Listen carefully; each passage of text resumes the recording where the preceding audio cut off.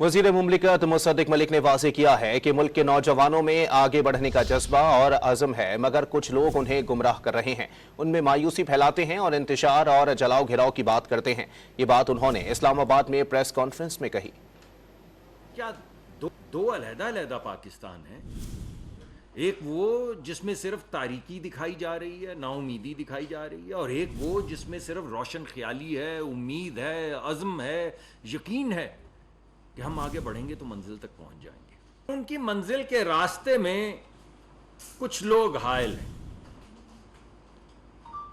ये वो लोग हैं जो मुल्क को आबाद नहीं देखना चाहते, जो आपको, मुझे, हम सबको यकीन दिलाना चाहते हैं कि छोड़ जाओ, ये लुट चुका है काफिला।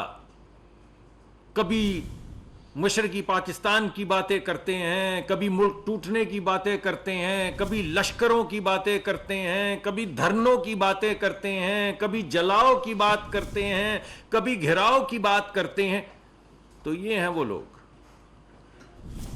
जो उस मंजिल के रास्ते में हायल हैं।